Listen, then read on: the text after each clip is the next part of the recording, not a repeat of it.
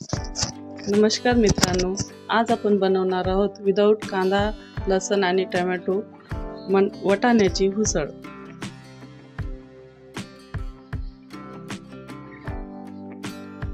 चला तर आपल्या वाटाण्याच्या उसळीसाठी काय काय साहित्य लागते ते पटकन बघून घेऊया।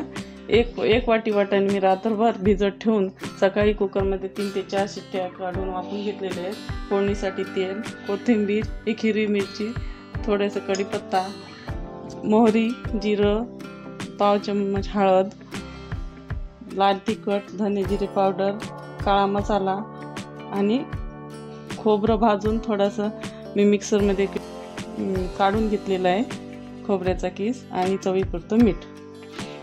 चला आपल्या उसळीला सुरुवात करूया। मी गॅसवर एक कढई ठेवलेली आहे। आपली कढई चांगली आता गरम करून घेऊया।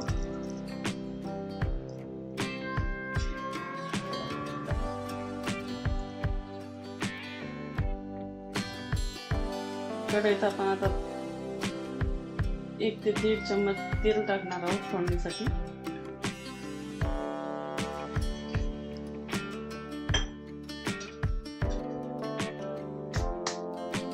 तेल चांगलं गरम होऊ द्यायचं आहे आपलं।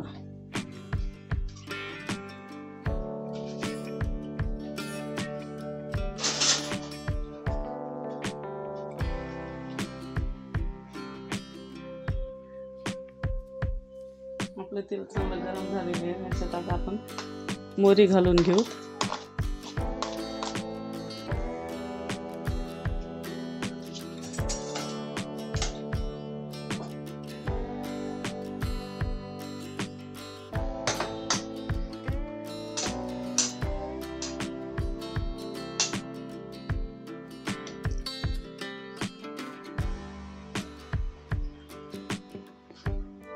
मोहरी गरम होईपर्यंत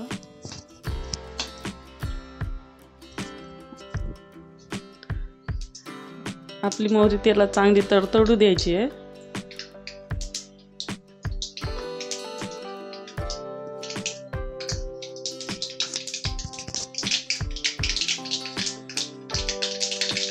बघू शकता आपली मोहरी चांगली तडतडलेली आहे। आता गॅसची फ्लेम कमी करून घेऊ आणि याच्यातच आपण आता जिरे,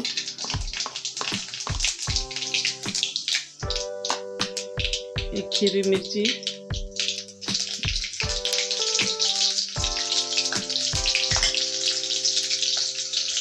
थोडासा कढीपत्ता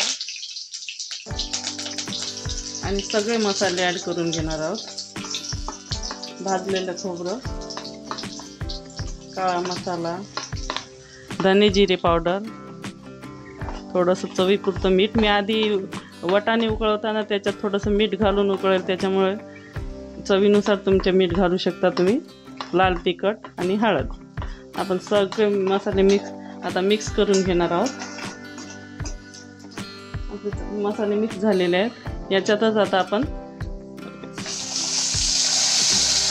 वाफवलेले वाटाणे टाकून घेऊया।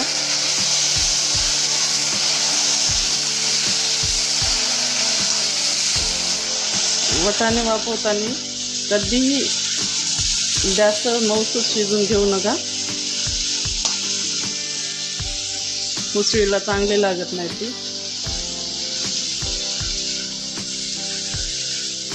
आणि याला आता आपण 5 ते 10 मिनिटासाठी एक